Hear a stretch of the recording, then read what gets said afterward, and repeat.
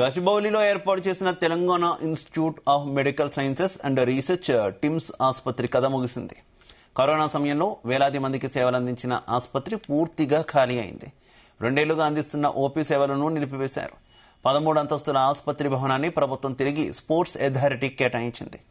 2023లో ఆసుపత్రి నుంచి సామగ్రిని ఇతర ఆసుపత్రులకు తరలించిన అధికారులు భవన నిర్వహణను పట్టించుకోలేదు. ఫలితంగా భవనం అధ్వానంగా తయారైంది.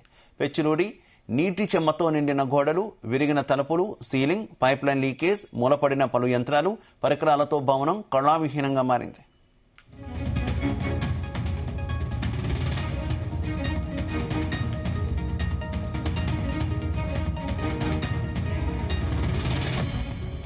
కరోనా సమయంలో అప్పటి ప్రభుత్వం గచ్చిబౌలి స్టేడియంలో ఖాళీగా ఉన్న స్పోర్ట్స్ విలేజ్ భవనాన్ని టిమ్స్ ఆసుపత్రిగా తీర్చిదిద్దింది. 1500 పడకలతో ప్రత్యేక వార్డులు, వైద్య పరికరాలు, ఐసీయూ, వెంటిలేటర్ సదుపాయాలు కల్పించింది.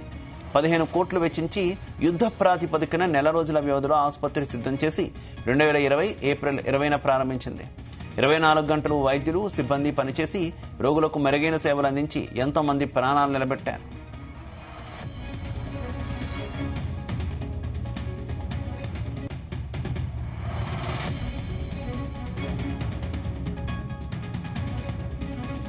ఇక కరోనా తగ్గుముఖం పట్టిన తర్వాత ఇక్కడ సాధారణ వైద్య సేవలు అందిస్తూ మల్టీ స్పెషాలిటీ ఆసుపత్రిగా పీజీ వైద్య విద్యా కేంద్రంగా మారుస్తామని అప్పట్లో ప్రభుత్వం ప్రకటించింది.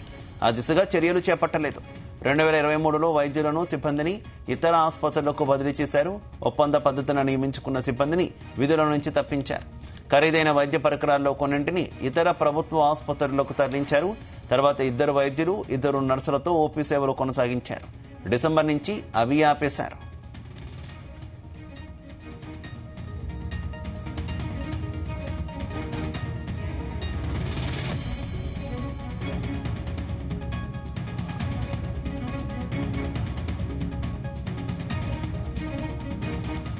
ప్రపంచ మిలిటరీ గేమ్స్ సందర్భంగా క్రీడాకారుల వసతి కోసం 2007లో అప్పటి ప్రభుత్వం గేమ్స్ విలేజ్ భవనాన్ని నిర్మించింది. క్రీడలు ముగిసిన తర్వాత ఈ నిర్వహణను పట్టించుకోకపోవడంతో ఖాళీగా వదిలేశారు. ఆసుపత్రిని రద్దు చేసి తిరిగి స్పోర్ట్స్ అథారిటీకి కేటాయించారు. అప్పటి నుంచి పోటీలకు వచ్చే క్రీడాకారులకు ఈ భవనంలో వసతి కల్పిస్తున్నారు.